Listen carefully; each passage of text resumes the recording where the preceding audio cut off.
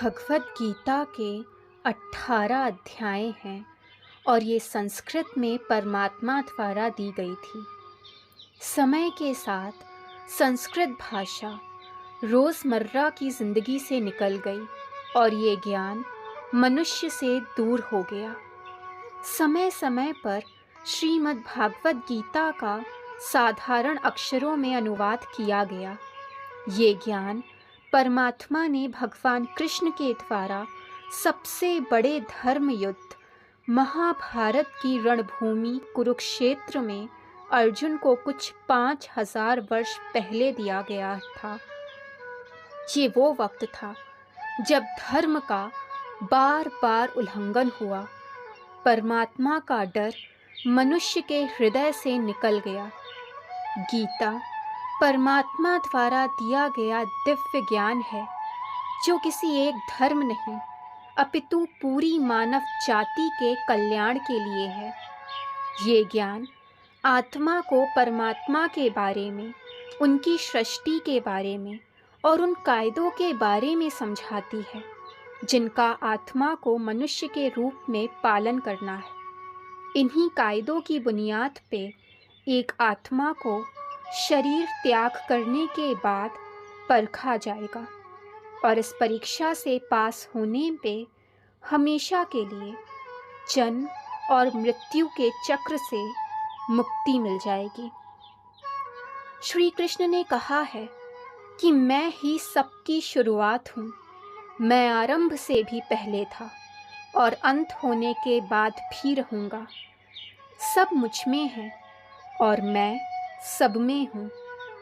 जो भी तुम छूते हो, देखते हो, सुनते हो, चखते हो, वो सब मैं हूँ।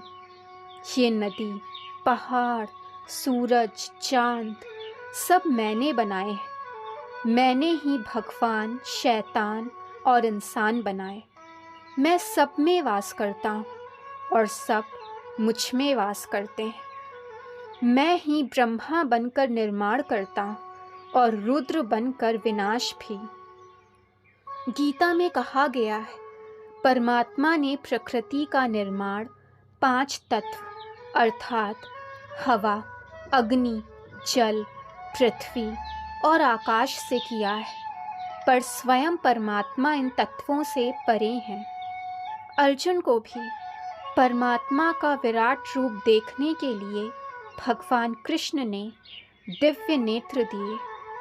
भगवान कहते हैं आत्मा अजन्मी है, इसे कोई मार नहीं सकता, कोई जला नहीं सकता, काट नहीं सकता, ना ही डुबा सकता है। मगर आत्मा को परमात्मा के साथ रहने के लिए इस परीक्षा रूपी जीवन में बैठना पड़ता है। इस परीक्षा के लिए परमात्मा से बिछड़कर आत्मा को पृथ्वी पर किसी न किसी रूप में जन्म लेना पड़ता है और 88 करोड़ योनियों को जीने और भोगने के बाद आत्मा को मनुष्य रूपी शरीर और दिमाग मिलता है।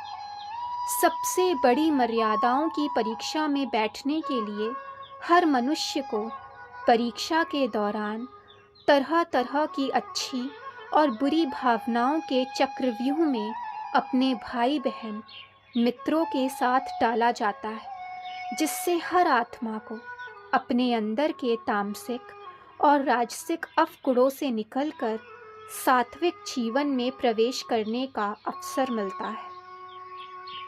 हमारे तामसिक गुण वो हैं जो हमारे अंदर हीन भावना पैदा करके हमें खुद को नुकसान पहुंचाते हैं और हमारे राजसिक गुण हमें ईर्ष्यालु और लोभी बना के दूसरों के प्रति नुकसान पहुंचा सकते हैं। इस परीक्षा के दौरान हर आत्मा को तामसिक और राजसिक गुणों को खत्म करके अपने सात्विक गुणों से परिचित होना होता है।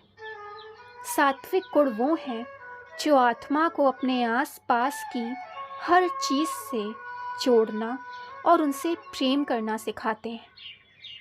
परीक्षा के दौरान हर आत्मा को जीवन के चारों स्तंभ धर्म, अर्थ, काम, और मोक्ष का ज्ञान पाके ही मुक्ति मिलती है। यही वो द्वार हैं जिन्हें समझकर ही आत्मा परमात्मा को समझ सकती है।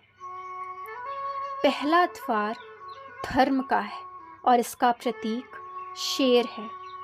धर्म वही है जो धारण किया हुआ है, जिसे आपका दिल मानता है। जैसे किसी से झूठ ना बोलना, चोरी ना करना, दूसरों को हानि ना पहुंचाना।